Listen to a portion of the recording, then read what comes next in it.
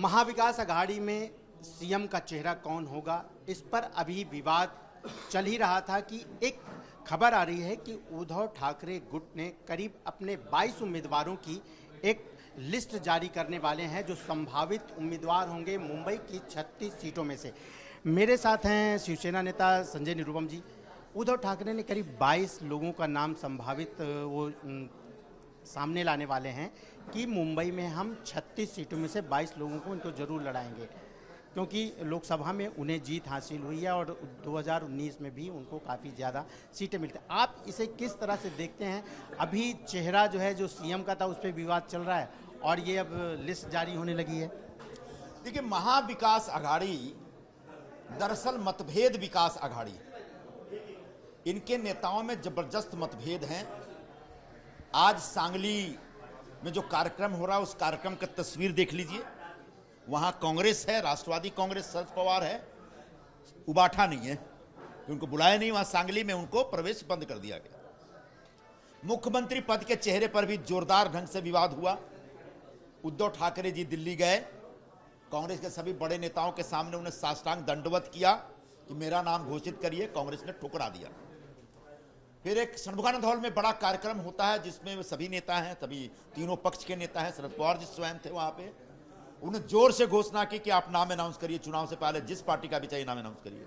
सबने उनकी उपेक्षा कर दी। शरद पवार जी ने भी घोषणा कर दी है कि अब चुनाव के बाद तय होगा। अभी इनकी सरकार आने वाली है, नहीं आने वाली है, ऐसा कुछ पक्का नहीं है, लेकिन अभी से शेख चिल्ली के सपने देखे जा रहे हैं। ऐसे में ये साफ दिख रहा है कि तीनों पार्टियों के नेताओं में जबरदस्त मतभेद है और ये अलायंस टूट भी सकता है आगे जाकर, ये बिखर सकता है आगे जाकर। और उसका एक नया सिम्टम दिख रहा है। अगर मुंबई में शिवसेना अपने उम्मीदवारों के नाम घोषित करती है तो इसको कांग्रेस कतई बर्दाश्त नहीं करेगी, स्वीकार नहीं करेगी। इसको एनसीपी भी स्वीकार नहीं करेगी और यहां say that will be the beginning of the end of MBA.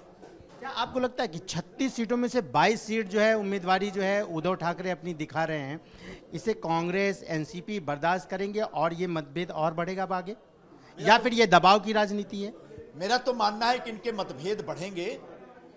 हालांकि कांग्रेस पार्टी में इतने नल्ले लोग अब रह गए हैं कि उनमें से लड़ने वाले भी ज्यादा नहीं है। फिर भी कांग्रेस का नेतृत्व इसको स्वीकार करेगा, मुझे मंजूर नहीं है।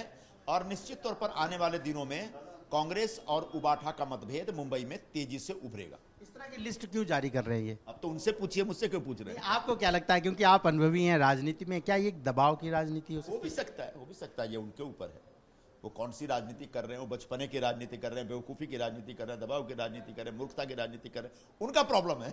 लेकिन सर एक चीज की, इस बार के चुनाव में 2 शिवसेना हो गई हैं और जो ये मतभेद हुआ है, क्या आपको लगता है किसको लाभ ज्यादा मिलने वाला है? कि लोकसभा चुनाव में तो यूबीटी को ज्यादा फायदे हुए थे, विधानसभा को किस तरह से देख रहे हैं? देखिए, ये आपकी बहुत बड़ी गलतफहमी है कि लोकसभा चुनाव में यूबीटी को बहुत फायदा हुआ। यूबीटी लोकसभा चुनाव में 22 सीटों पर लड़ी थी, 9 सीटों पर जीती। शिवसेना लोकसभा चुनाव में 15 सीटों पे लड़ी, 7 सीटों पे जीती। हमारी जो स्ट्राइक रेट, हमारा स्ट्राइक रेट जो है वो उबाठा से बहुत ज्यादा है। हमको लगभग 42-42.5 लाख से ज्यादा वोट मिले, जबकि इनको 40-41 लाख के बीच वोट मिले। तो कामयाबी तो शिवसेना को मिली, लेकिन चूंकि एक मीडिया में इस प्रकार का प्रचार चला, फिर भारतीय जनता पार्टी की सीटें थोड़ी कम हो गई, तो एनडीए की सीटें कम हो गई, उस चक्कर में हमारे ऊपर आ गया। जबकि शिवसेना अपनी परफॉर्मेंस से बहुत संतुष्ट है जहां तक लोकसभा चुनाव के नतीजों का प्रश्न है। विधानसभा के चुनाव में कैसा? विधानसभा के चुनाव में भी बिल्कुल हम लोग अच्छा काम करेंगे। जिस तरीके से एमबीए में झगड़ा चल रहा है वो साफ दिख रहा है। दूसरी बात, महायुति के तीनों नेताओं के बीच एक जबरदस्त सामंजस्य है और तीनों नेता एक साथ पूरे महाराष्ट्र के दौरे पे जा रहे हैं और सरकार की योजनाएं, खासकर लाडकी बहन योजना का जबरदस्त प्रचार प्रसार कर रहे हैं और उससे उन महिलाओं को जोड़ भी रहे हैं, उन महिलाओं से मिल भी रहे हैं। तो इन सब को देखते हुए आने वाले दिनों में महायुति की सरकार वापस आएगी और बहुत धमाके के साथ आएगी, ऐसा मेरा विश्वास है।